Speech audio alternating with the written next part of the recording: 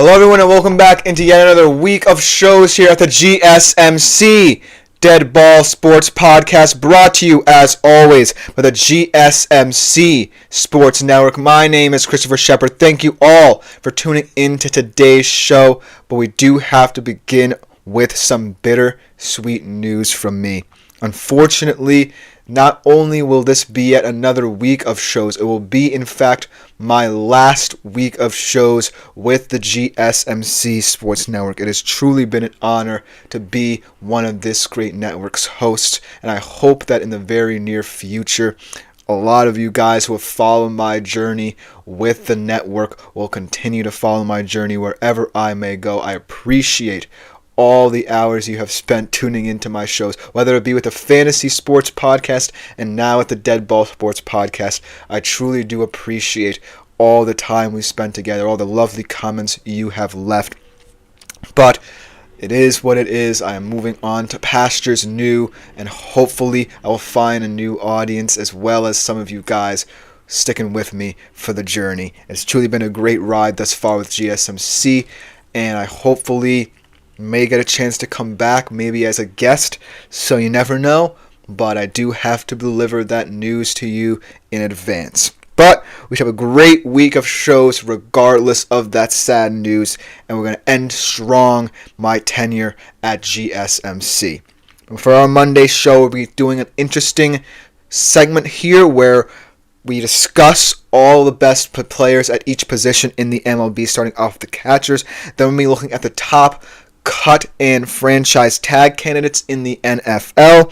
Then we're going to play a little bit of buy and sell in terms of big college basketball questions ahead of the NCAA tournament, and then concluding with a big game with huge stakes in terms of Champions League placement and in terms of who will finish behind Liverpool most likely in the Premier League title race between Nottingham Forest and Arsenal. Two teams kind of in weird form. So if you are a footy fan, stick around for that. But without further ado, before we get into any of our show today, I do want to remind you, as always, to like, follow, and subscribe to the network if you haven't done so already. Avail yourselves of the Super Chat, Super Thanks, Super Stickers features, as well as our website, gsmcpodcast.net. Contribute, interact with the show a little bit more directly. Without further ado, let us jump right into our first show of my last week here on the GSMC Sports Network, starting off with the top backstops in the MLB for this upcoming season. Now, a lot of things had to be taken into consideration, right? Because catching is one of the more intriguing positions in all of sports. Not only do you have to have plate discipline, framing discipline, but you also can be one of the more talented bats in your team in any given moment. A lot of these guys you might consider to be more defensive-minded than big offensive bats.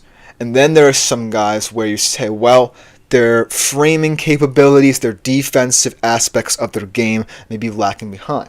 But overall, this is a fluid list of players who combine elements of both within their game. And whether or not they had the best season last year, I truly think that this list is a microcosm of what the position has become and where it's heading to. So without further ado, let's jump right into it, starting off with number 5 of the Houston Astros. It is Mr. Yainer Diaz, a true middle-of-the-lineup guy in terms of his offensive prowess. Batted .299 last year, and in a Houston Astros lineup that's not necessarily going to be predicated on power this season. There's a lot of hitters for average in this lineup. They added Isaac Paredes and Christian Walker. A lot of defensive talent there, but more average kind of hitters when it comes to their offense. So look for Yainer Diaz to actually be a solid middle-of-the-lineup catcher that's not necessarily reminiscent of catchers in the past where you saw them batting towards the end of the order because they weren't the best bats. Yainer Diaz, I believe, will be one of the best bats on this team, but not just one of the best bats in this team. He's going to have a large role to play in how pitching will be able to carry this Astros team. A lot of young guys still in this pitching rotation. Ronel Blanco is only in his second year or third year, I believe. Eric Getty as well. And those are two guys who you're expecting to carry the load in important moments for Houston. So Yainer Diaz is going to have a lot of responsibilities behind the plate as well as what his bat can do for this Astros lineup. So look for him to have a very intriguing season, both offensively and defensively, and maybe combine the best of both worlds to continue to keep the Astros in the AL West conversation. Then, at the number 4 spot, this is a guy in Will Smith who I believe is a little bit underappreciated just because of the depth overall of this Dodgers lineup. Not just, at the catching position, where I feel like he is an anomalous kind of player. Because I don't necessarily view the Dodgers as a catcher-heavy team. Will Smith is their number 1 catcher, and they really love him for it. Now, in terms of framing, in terms of his behind-the-plate capabilities, he's certainly not the best. In fact, he ranks last in terms of framing runs, I believe is the stat, at -10 last season. But an interesting stat to know about Will Smith, an interesting stat because he is an LA Dodger, most importantly, is that the man can hit 4 straight seasons, tied with JT Realmuto for the most such seasons for a catcher, with 19 home runs and 75 RBIs. You don't necessarily think of this guy, Will Smith, as a power hitter because the Dodgers lineup is full of players who can hit for power and average. But that's just what Will Smith can contribute on the offensive side. Yes, he might have to improve defensively, but I think that he's a true clubhouse guy, a personality guy that can bring this team together. And that might be what matters most when it comes to a guy like him on such a loaded Dodgers team. Then at number 3 overall, we have Cal Raleigh, perhaps the biggest bat in this list in terms of his power. And he might just be the best hitter on this Seattle Mariners team. I know they have Julio Rodriguez, but I really think that Cal Raleigh might be one of the best hitters. In fact, he got some top 10 MVP votes for what he was able to do offensively with 34 homers and 100 RBIs last season. This is someone who can be a huge X factor, not just for the Mariners, but for their hopes in the AL West. It's going to be a very competitive division this season, and he will play a big role into determining whether or not this Seattle Mariners team can actually win it and potentially go on a deep run on that side of the bracket. So Cal Raleigh definitely is someone who I'm going to be looking out for. Also, the way he's able to work with such a great staff, perhaps one of the best staffs in the AL West, with Logan Gilbert, George Kirby, Brian Wu at the top of it. So I really feel that Cal Raleigh is one of the most well-rounded catchers to top it all off. Only the Giants' Patrick Bailey had more catcher framing runs. He ranked second at the position last year, so truly talented in all aspects of the game. I would love to see his star rise, even as a Texas Rangers fan, for that matter. But he's not beating out the top 2 guys. I think these top 2 guys are the epitome of the position. One of them had a down year. The other going to have to improve in certain aspects of his game because of the organization, because of what he could mean in a very tight division. A lot of things can happen for this young man. But first, let's start out with number 2 overall, Adley Rutschman. And this is someone who had a down year in a very young but loaded Baltimore Orioles offense. But I still think that this guy has the whole world in front of him as a Baltimore Oriole. Yes, a lot of people are going to question whether or not this young Baltimore Orioles squad has enough talent, has enough potential to break through and actually make a run at the World Series anytime soon. But I think when we look at the roster, there's no doubt you can blame any of their past failures in the postseason in the past couple of years on Adley Rutschman. He's doing his job, improving steadily and mightily at the position. And I really think that the sky is the limit for him and this young team. And they're going to be an important cog in the AL East machine. Because I think in all reality, the AL East has 4 playoff quality teams, and the Baltimore Orioles might just have the most questions asked about them. So Adley Rushman's kind of pedigree, the Orioles' pedigree as a whole, is going to be called into question a lot more than any other AL East team. And I think that goes to show that this team is one that's going to have to rise to the occasion, and I think that they will. He had an adjusted OPS plus, even in a down year, of 107, so that just goes to show that he's not necessarily declining too heavily one way or the other. So he's still on track to progress in his career alongside this young Orioles team, and I'm really excited for his future. With the number one catcher in the MLB, for an organization that has really developed catchers in the past couple of decades at an overwhelming rate to be some of the best in the MLB, William Contreras of the Milwaukee Brewers. And the Milwaukee Brewers are going to be a very interesting team to watch, right? This is a team that lost a little bit of its depth. They lost their best reliever in Devin Williams. Don't really have one kind of top-end pitcher. Maybe Tobias Myers emerges. And then offensively, very, very young squad, or at the very least relying on a lot of their youth, like guys like Bryce Terang, Sal Frelick in the outfield, Jackson Churio as well. So overall, this Brewers team set up to contend, but not necessarily in terms of perhaps a World Series appearance or a deep run in the NL. But William Contreras has been a big part as to why this team is always going to be in the running in the NL Central. And he is someone who, throughout his career, whether it be with Atlanta or the Brewers, has added a lot of depth as a hitter, whether it be a designated hitter or otherwise.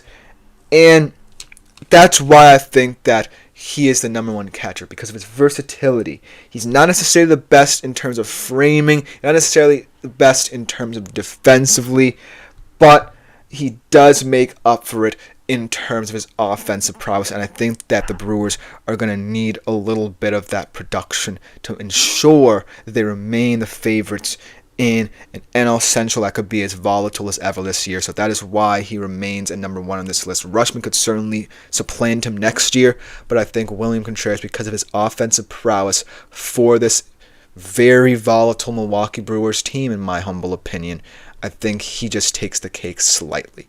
But let me know what you think about the top 5 catchers. Coming up next, we transition over to the NFL and talk about teams and players who could be parting ties with each other, the top cut candidates, right after this short break.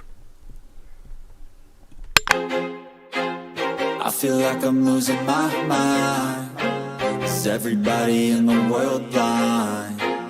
Please, Lord, give me a sign, a sign. I feel like I'm losing my mind. Is everybody in the world blind? Please, Lord, give me a sign, a sign. I wanna be the greatest. Everybody on the fake shit. I look around and feel like everybody is the fakest. I make this every day and I'm impatient, hoping one day I blow up from the basement. Statement, the top is so vacant. I don't hear shit that I think is amazing. Waiting for my day when I'm playing sold out shows for 1,000 faces. Hey, give me that crown, get in my way and to be put down. It ain't your place, all this my town. If I want that shit, then I'll get it right now. I'm losing it, the noose it fits. I'm losing shit, a stupid myth. You choose to live or choose to dip. You choose to fight or lose your grip and lose a gift. I feel like I'm losing my mind. Is everybody in the world blind? Please, Lord, give me a sign, a sign. I feel like I'm losing my mind. Is everybody in the world? Hello everyone and welcome back into the GSMC Dead Ball Sports Podcast. Before we get into our second segment of today's show, I do want to remind you, as always, to, if you feel so inclined, avail yourselves of the Super Chat, Super Thanks, and Super Stickers features here on YouTube. They are the best way to contribute and interact with the show a little bit more directly. You can also do it through our website, gsmcpodcast.net. It is truly appreciated all you do for the network. It just makes our shows that much better when you contribute to them. Without further ado, let's jump into our next segment of the day, talking about the top cut candidates in the NFL. Certain players who may depart from their teams due to them being released. And this top 4 in my opinion, or the four most likely players, for that matter, to get cut, make a lot of sense in the context of how these teams are viewing their futures. Whether they're teams trying to open contention windows or teams that are heading into a little bit of an uncertain future, all of these cuts and releases would make a lot of sense for the direction these teams are trying to go in. It might be painful for certain fan bases because these players will forever intrinsically be linked to these teams, but I think that a lot is going to depend on how these teams view their roster building process in this particular offseason, because there's a lot of teams that might be looking at their future thinking opportunities can either arise or opportunities could either be declined to them. So without further ado, let's jump right into this segment right here, starting off with one of the more popular names popping up in terms of both potential trade potentially occurring or him potentially being released, Deebo Samuel. And I think, now would be an appropriate time to say that he most likely will depart. Because look at how, over the past couple of years, the 49ers have invested in the position and drafted the position. They signed Brandon Ayuk to that big money deal after the Super Bowl. They extended Jawan Jennings, and they drafted Ricky Parasol. All three of those guys, you can say, have started to play bigger roles than Deebo Samuel, and they're all tied intrinsically or inextricably to the 49ers' future. So Deebo Samuel right now is starting to look like the odd man out. Now, there are a lot of ways that the 49ers can offload Deebo, and some of them may concern themselves with the dead money charges, but I feel like so many options could be available for the 49ers if they wanted to get rid of Deebo Samuel, but it's going to be intriguing because of his contract situation. He makes about $16.6 million next year, but a lot of that is down to a roster bonus that the team will have to act to decide on by the 10th of March. So there are one of two options for the 49ers before that date in terms of how to offload him and potentially limit the amount of dead money they incur. They can either trade him and have a team pick up the cash for next season, but they would carry a dead money charge of around $32 million. Releasing him and designating him for that post-June 1st cut that's very common would also allow them to absolutely see that cost be spread out over the course of 2 years when his contract would expire. So that would be the more likely decision, so they don't incur too much dead money just for that 1 year. And it also will come down to how they view other contract situations, because Deebo is not the only aging superstar that the 49ers have to worry about. Guys like Kittle, guys like Williams, guys like Fred Warner, guys like Hargrave all have contract extension potential in the coming years, or potentially even this year. And I feel like Deebo now is not necessarily that hot of a commodity for a team that's trying to retain a lot of that talent, but also determine whether or not they're still true contenders, and whether or not, most importantly, their championship window is still open.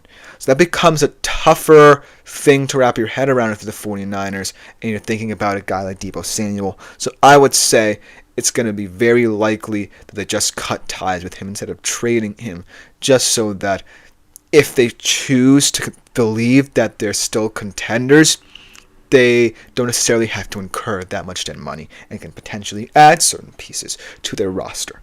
Another top receiver in the NFC West that would be certainly painful for me to see depart from Seattle is Tyler Lockett. Now, this is someone who has had a lot of love and respect in the city. As we get a comment from Anthony Manzano, has, in your opinion, Javon Holland earned a transition tag from the Dolphins, or if you just signed someone somewhere else to get compensation or just a regular franchise. I believe you're wondering whether or not Javon Holland could be franchise tagged by the Dolphins or get better compensation elsewhere. I think Javon Holland has been primarily one of the league's top safeties over the past couple of years, and I think that he has done enough to potentially earn a franchise tag. He is in a contract year. He could be appealing to a lot of different teams looking for safety help out in the market. But if you're the Dolphins, I feel like you might want to invest in that part of your defense because it is the best part, in my opinion, of your defense when you know guys like Bradley Chubb and Jalen Phillips go down.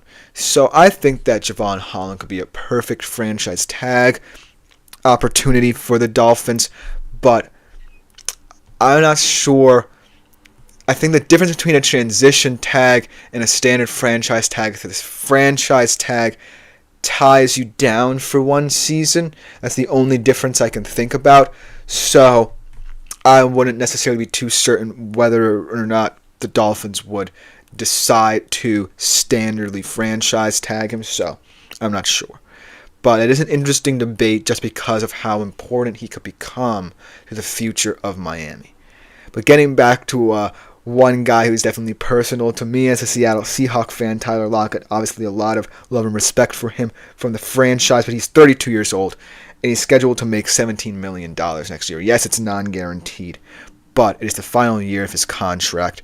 And in all reality, I feel like the Seahawks could be in a situation where they start looking to the future of the position.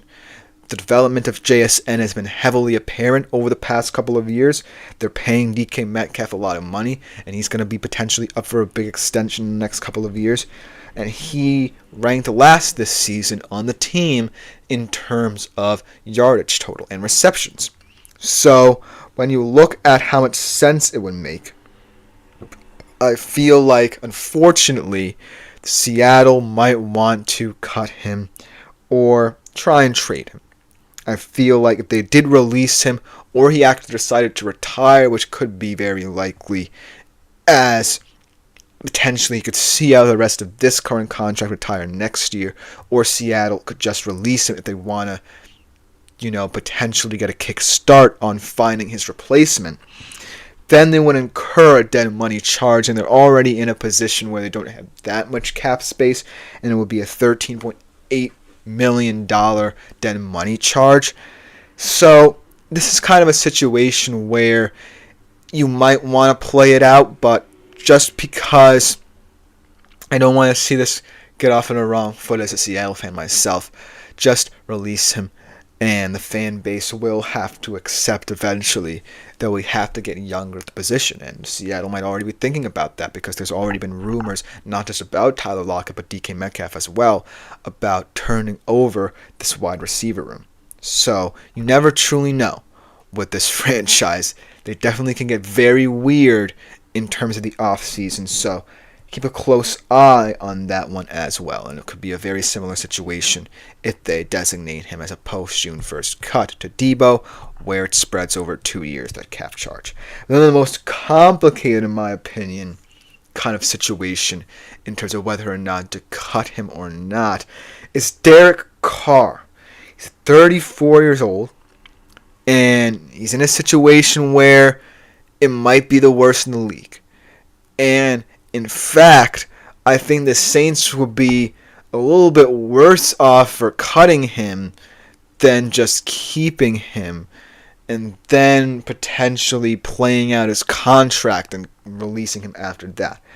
Because he's fully guaranteed $10 million this season in terms of his roster bonus.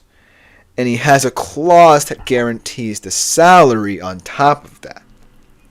So if the Saints do cut him, Carr will know that he will at least get that $10 million roster bonus.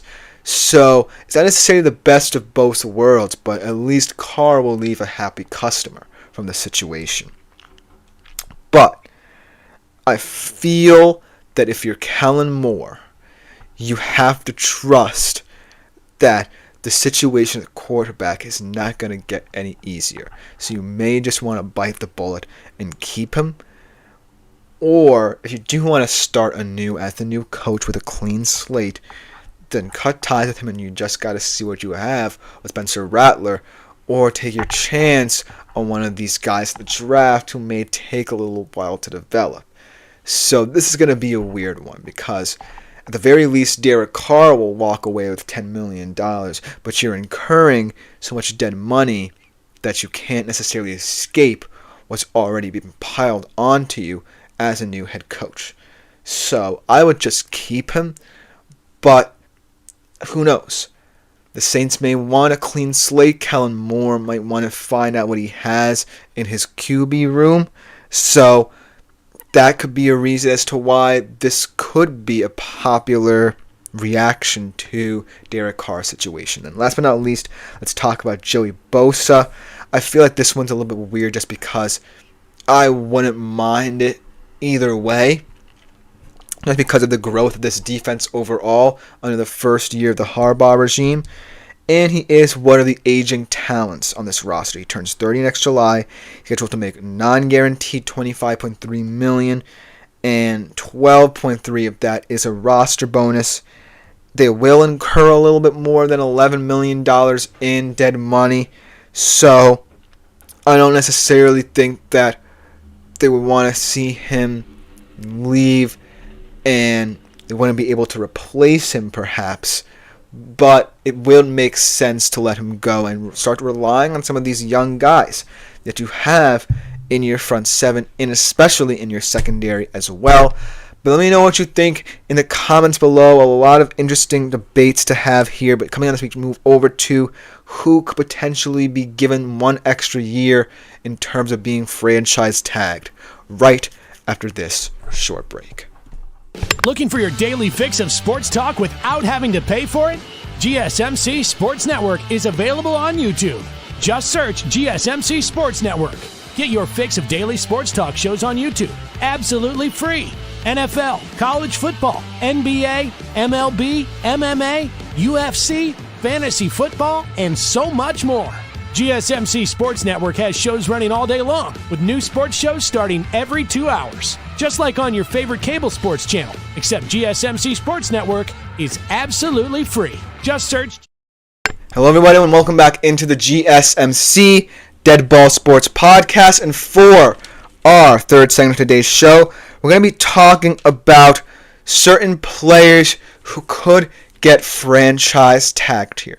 Now, as Anthony was talking about, I don't necessarily know the difference between a transition tag and your standard franchise tag. For those of you who don't necessarily know what the franchise tag does, it's basically an insurance plan for a player you don't want to see leave in the offseason. So you tag him for 1 year, and it can only be done once in an offseason for one player. So that makes it very difficult sometimes to decide who you want to tie down if a lot of players who are in contract years have either performed well for you or even exceeded your wildest expectations.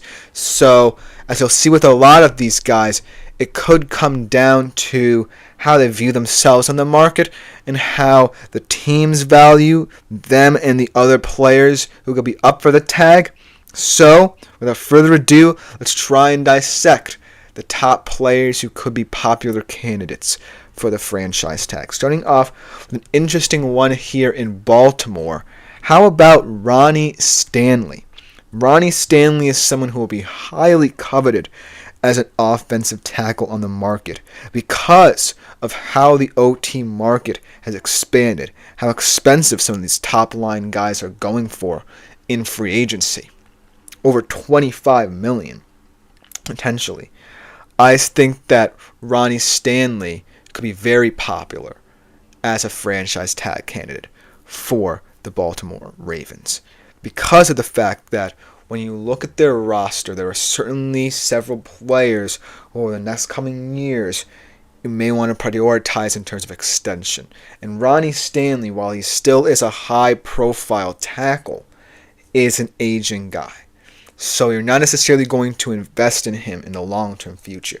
And there are certainly puzzle pieces on your defense like Marlon Humphrey, Kyle Hamilton, and other such players who you're going to want to invest in as well. Maybe a guy like Nate Wiggins in the next couple of years too. So if I'm Ronnie Stanley and I'm the Baltimore Ravens, I have to look at it this way. Because of the competitive nature of the O-line market, because of the fact that there wouldn't be too many options for the Ravens in free agency and potentially in the draft at where they're picking to fulfill Ronnie Stanley's or fill Ronnie Stanley's shoes should he leave, I believe that it would make a lot of sense to keep him for this 1 year and potentially tackle the issue after he sees out the franchise tag next year. Because at that point, it will make a lot of sense for Ronnie Stanley to potentially move on and retire or go to another team. So, if I'm the Ravens, I'm viewing this as more of a short-term deal rather than prolonging his contract. Just because, A, I wouldn't want to pay too much for a guy like Ronnie Stanley who is on the older side of things in terms of O-linemen on the market. And then starting to invest in the future of my team and some young guys who are going to be up for contracts as well. That's where I stand with Ronnie Stanley. I think it will make a lot of sense just so that you can prolong potentially his career, have another good year for him protecting Lamar's blind side, then start to think about how you move on from him as well. Then the other player is going to be very interesting because it will be his second career franchise tag, T. Higgins. T. Higgins is someone who will command a lot of money on the market, but in my opinion still is that number 2 receiver. I don't think he's going to get, say, a top-end deal like a Justin Jefferson. I think that if you're a team looking to invest in a receiver this offseason, you're looking at T. Higgins, you would not want to go over, say, the $50 million threshold for him. He's someone who I think will sit around the $35 to $45 million threshold, no more, no less. Because I love him as a receiver, and I love him as a Cincinnati Bengal, but a lot of these teams view him as a hot commodity and may want to bolster their roster, and he wouldn't be a good fit for a lot of these teams. But when I think about how the Cincinnati Bengals will project without him offensively, he does add a lot of value, and he offers a perfect balance to this wide receiver room that would be really amiss should he depart. So that's why I'm starting to think that the Bengals will try and franchise tag him again. Just because you want to tie him down and ensure the future of this Bengals or offense at the very least remains intact. And also, it would get the monkey off their back because it's the one big thing out of many big things the Bengals have to worry about this offseason. If you franchise tag T. Higgins, that's the least of your worries. Then you can start to think about Jamar Chase's extension, Hendrickson's extension, how you improve the defense, whether or not you have enough cap space to make certain moves in free agency to acquire edge rushing talent.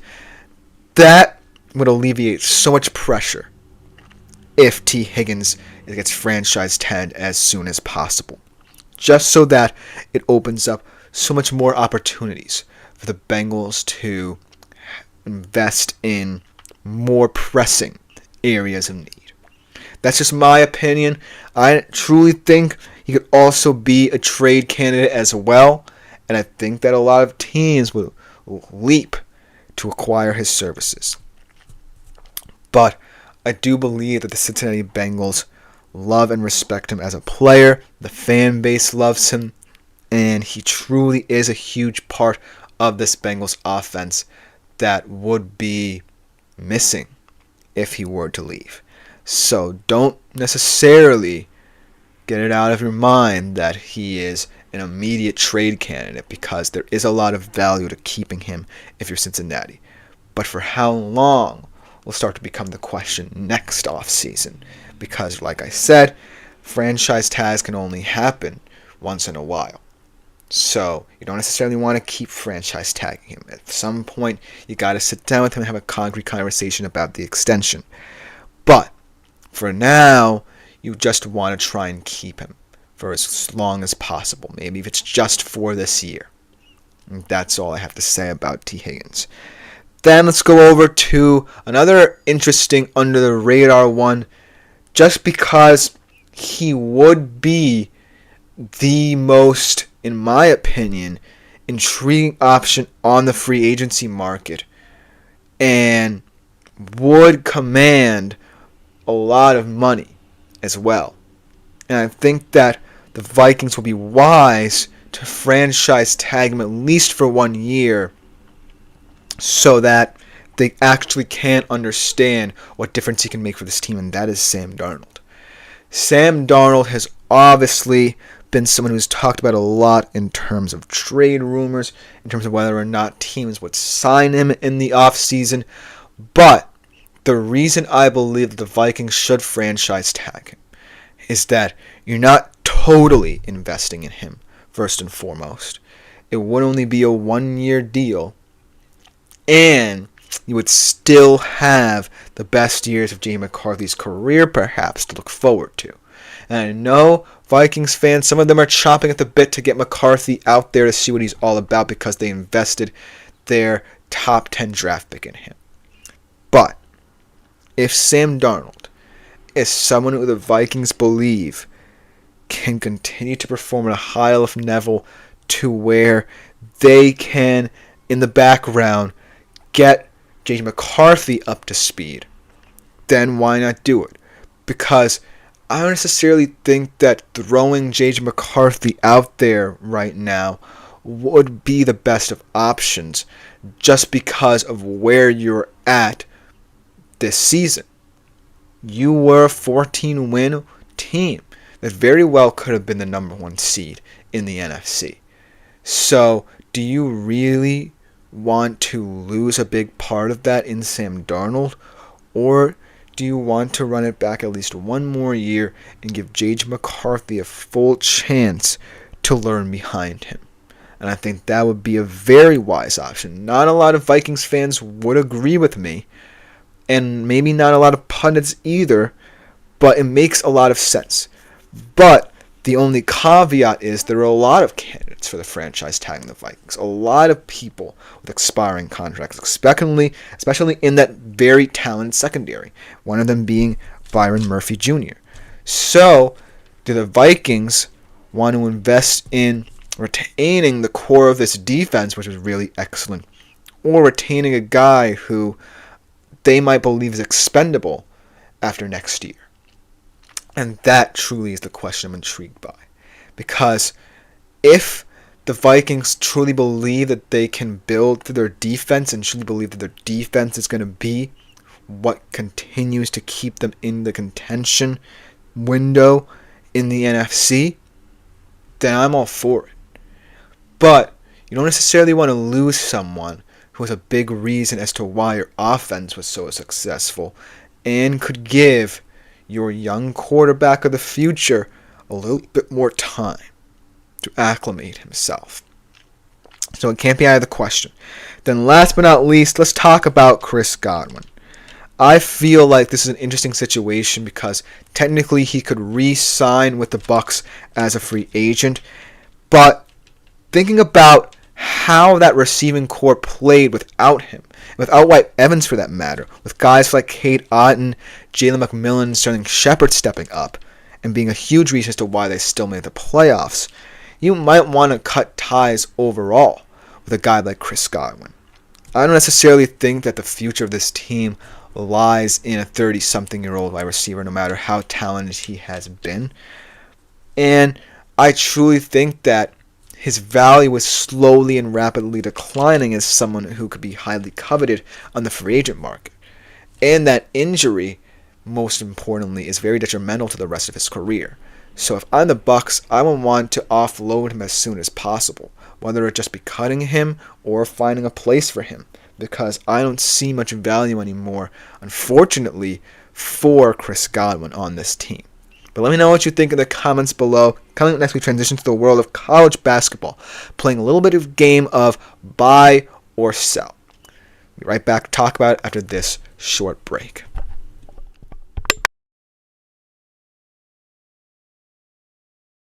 For the best and latest podcasts available anywhere, go to the podcast app on your cell phone and type in GSMC to access free content-rich podcasts on health and wellness, book reviews, sports, entertainment, relationships, social media, movies, technology, finance, and even weird news. Subscribe and download the GSMC Podcast Network's family of shows.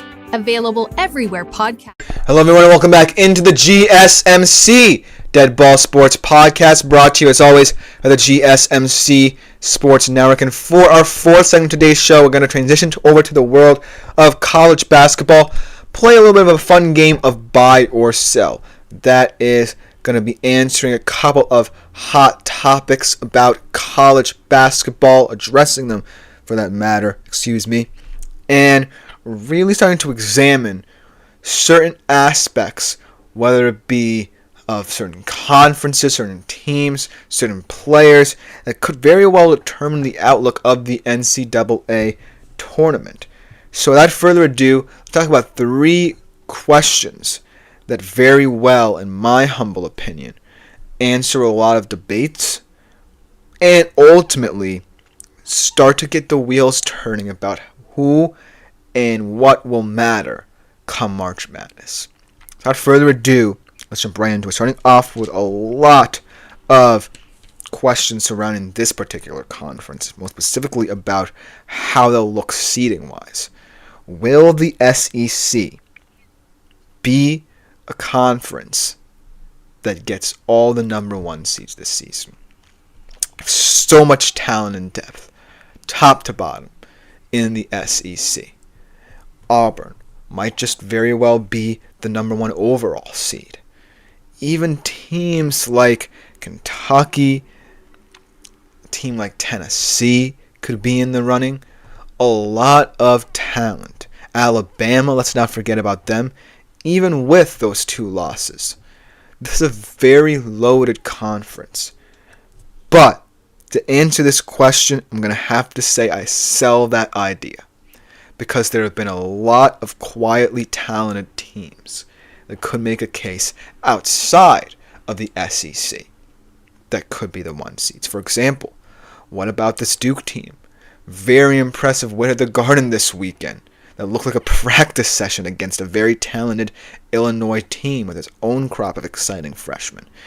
And what I really love about this Duke team, if they do get a solid 1 seed, and it's not just about Cooper Flag. It's about the defense. It's about the continued improvement of the perimeter shooting.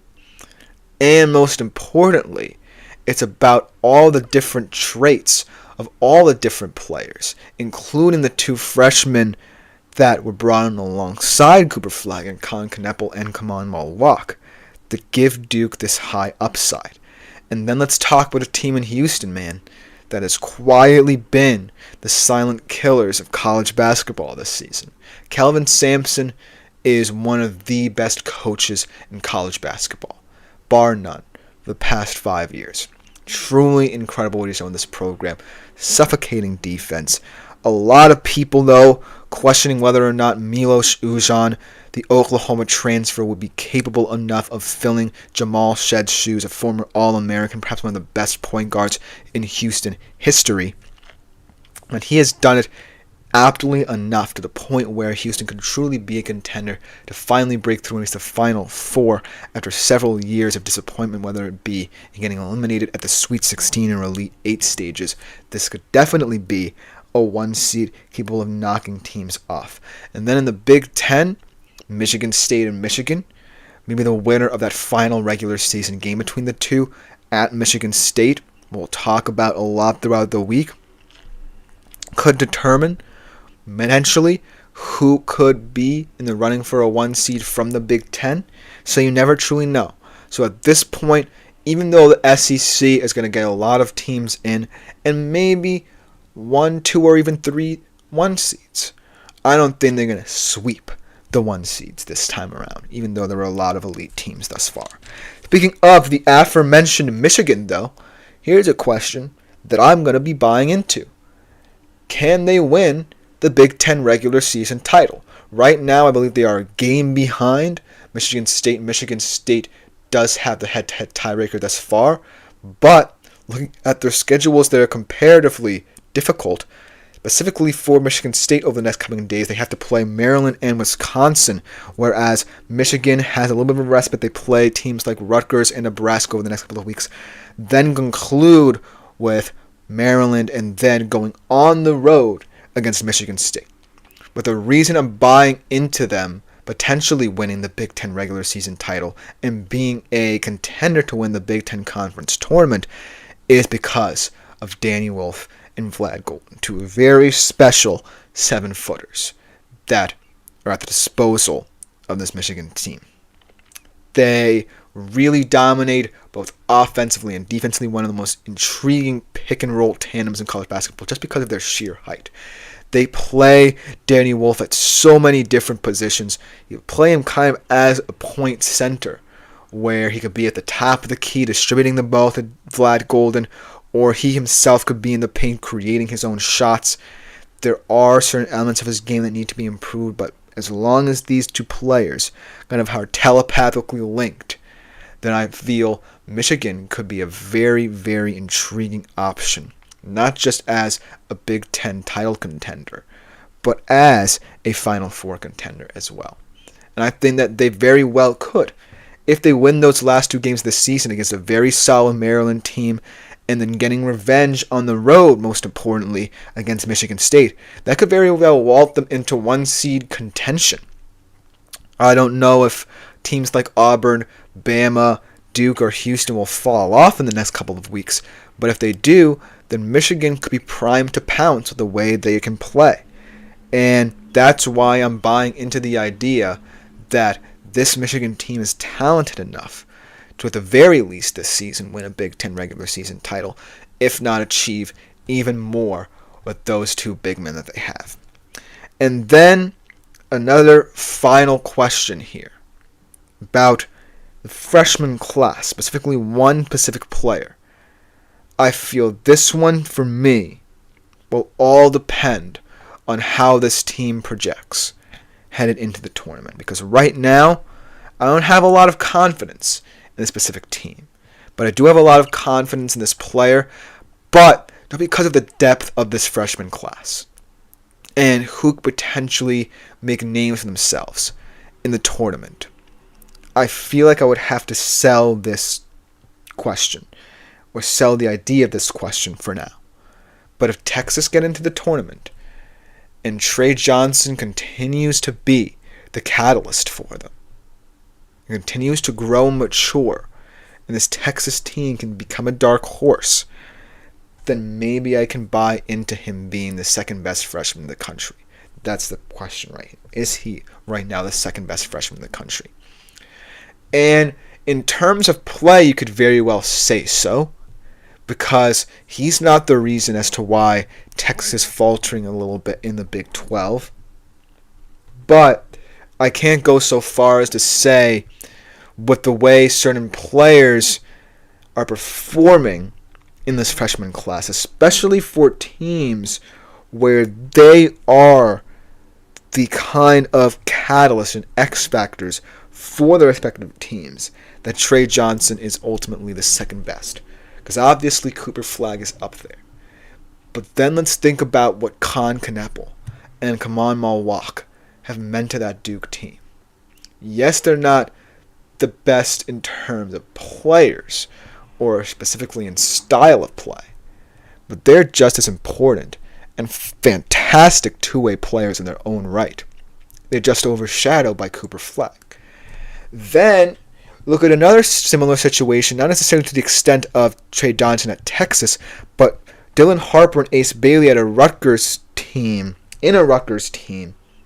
And a lot of people were expected to be NCAA tournament contenders. They're busting their butts off. But this Rutgers team, because of the lack of talent around them, I don't necessarily think that a lot of people would consider them just because that Rutgers team is atrocious. And so that's why it's difficult to assess these freshmen when some of them are in impossible situations, in my opinion. You look at VJ Edgecombe and Robert Wright. They're in a situation where Baylor right now is looking like they can be locks for the NCAA tournament, but not really in a convincing enough manner. Then a guy like Igor Demeen, who's playing for a very underrated BYU team, could be one of the best passers in the country. But how can you envision a path where BYU themselves are true dark horse contenders? So while there's a lot of depth in this freshman class, I have to ask the question, how do you view certain situations? Because it's difficult to. Look at also Kasper Stakachonis, what he's asked to do. Will Riley, what he's asked to do for that Illinois team that got blown out of the water at the Garden against Duke and their talented freshmen. So it is a really intriguing debate here because Cooper Flagg has unanimously set the standard for what freshman talent can perform like in their first season. But because of that standard, and because certain freshmen are not necessarily in as good of situations as a Cooper Flagg, I can't really say that anyone can call themselves the second best freshman. Now, in terms of how I view all these questions and how they might translate to what could transpire in the NCAA tournament, I think the one debate that a lot of people are going to have is the SEC really going to be the team to beat in the NCAA tournament, or are a lot of those teams going to be paper tigers and fold in, say, early rounds? If Michigan does get a 1 seed or wins the Big Ten regular season or conference tournament, are they truly going to be a quote-unquote dark horse? And last but not least, how much will this freshman class matter in the NCAA tournament? Will Cooper Flagg and his crew of freshmen make a deep run? Will there be enough freshmen in teams where they themselves have to be the guys to make a difference for their team and lead them on dark horse runs? I don't necessarily know the answer to that, but I do know that this March Madness tournament is ending up to be one of the greatest of all time. And that's really all you could hope for if you're a college basketball fan. Let me know what you think in the comments below, because coming next we transfer over to the world of footy, talking about a very important game in terms of Champions League qualification and who could finish in second behind Liverpool running away with the title. It's Nottingham Forest Arsenal right after this short break.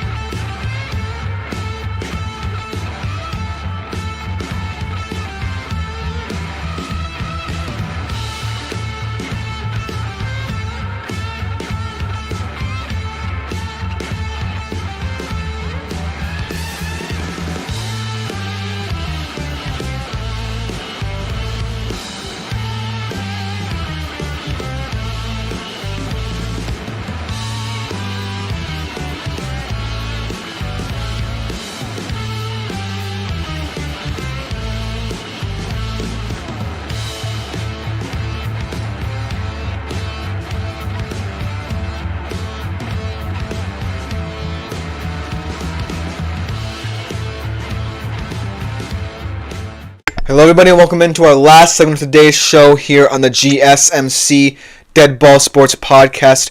And for our final segment, we transition across the pond to the world of footy. Very big game taking place in the Premier League this weekend in terms of two teams battling not potentially just for top 4 positioning in European spots, but for pride here. Because both of these teams have struggled to find form as of late. And they're both in a situation where they could have made this Premier League title race a little bit closer. But they've ceded a lot to Liverpool in the last couple of weeks for different reasons.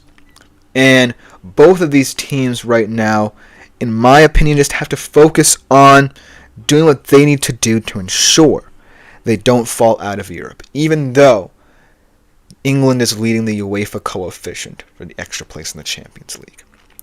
But a lot of concerns about both of these teams. I don't necessarily know how this game is going to pan out just because of how out of form both of them look.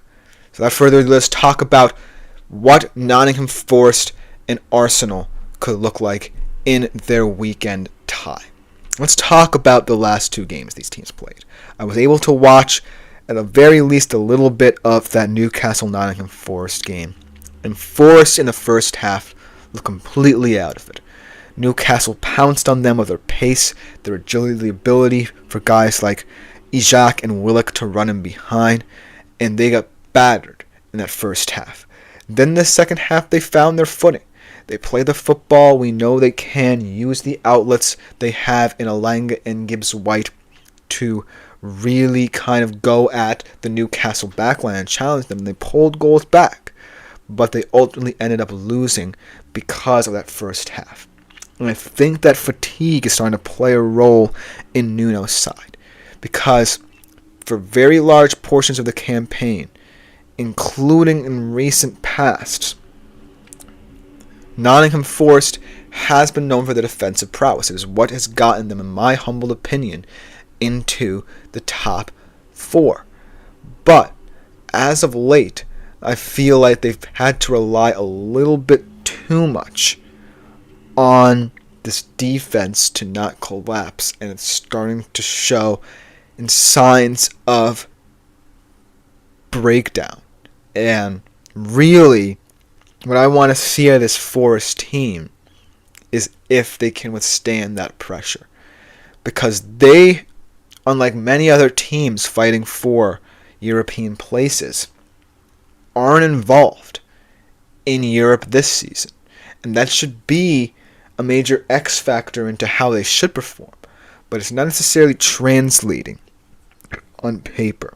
So the question is, can they, against a team like Arsenal, be able to compete and win the important games ahead? Because winning is what will get you into, ultimately, Europe, potentially even the Champions League. On the Arsenal side of things, they were very much in the title race very early on in the season, but because of injuries, have found themselves turning in a lot of turgid performances. And you can look at a lot of different things and reasons as to why this Arsenal team is underperforming right now, but one of them has to be the injury crisis. Havertz, Jesus, and Saka now out for the seasons, and really no one player who can truly step in and be a true goal scorer. And you have to look at that January transfer window when a lot of players were available to you. Names were mentioned, you were linked to them, and you didn't go for them, most importantly. And that's what people and fans are going to remember if you don't do much this season. You're still in the Champions League, but that's all you have. And PSV is not necessarily, a pushover. They're a team that could potentially upset you. So if you're Arsenal, you have to be really concerned with the outlook of the season. Yes, you're going to get all the players back next year and you're going to make a go of it again. But something has to give, because depth has been the problem for this Arsenal team over the past 3 years they tried to contend for the title. And that's the reason they've come up short time in and time out. But the reason why in this particular matchup they might have enough is because they have enough experience to at the very least maintain their top 4 status. They can't build on, contending for the title because Liverpool are 11 points clear and they're going to need to make up a lot of ground. And it's not impossible, but without a lot of their talent up top, you would think that they would continue to struggle to score goals.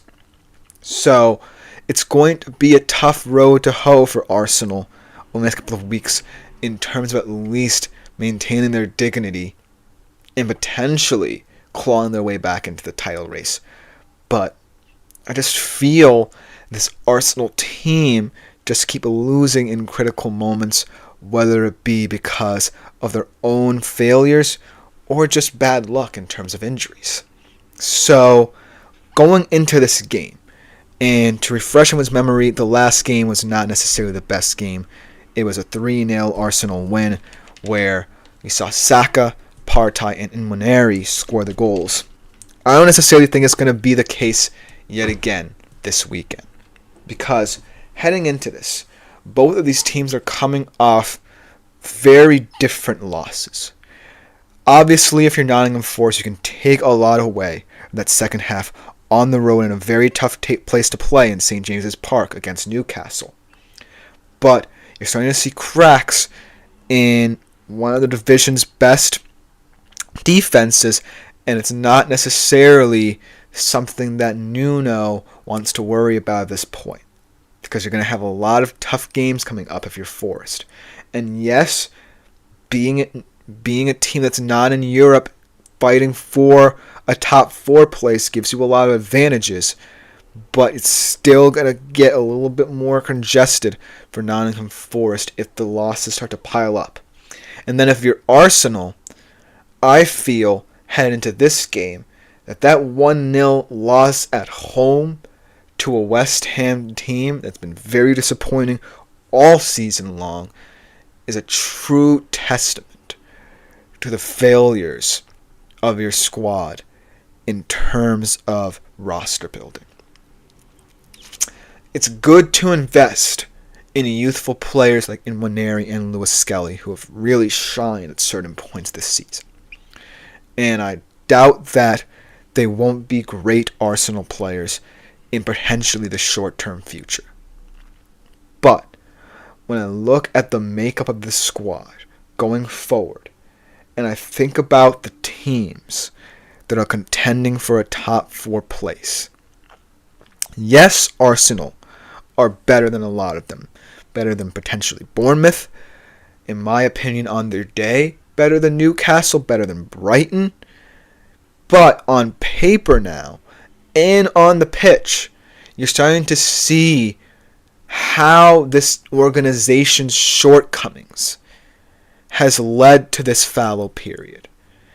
And so that's the reason why I can't necessarily place too much weight on this game in terms of where these two teams are, because they very well could end up in the top 4. Am I talking about its importance as a game for both of these teams could be rendered a moot point. But in terms of how these teams look, I can't say that this game will be full of excitement or full of thrills. I think it could be high scoring just because of the volatility of this Forest backline and the fact that maybe Forest can win in certain areas of the field where Arsenal are potentially weakened due to injury replacements.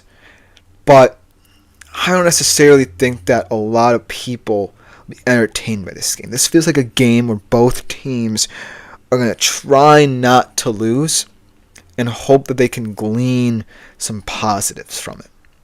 Just because I know that Arsenal might want to start investing in the Champions League a little bit, and I know that this Forest side are starting to get a little bit wary of the teams behind them.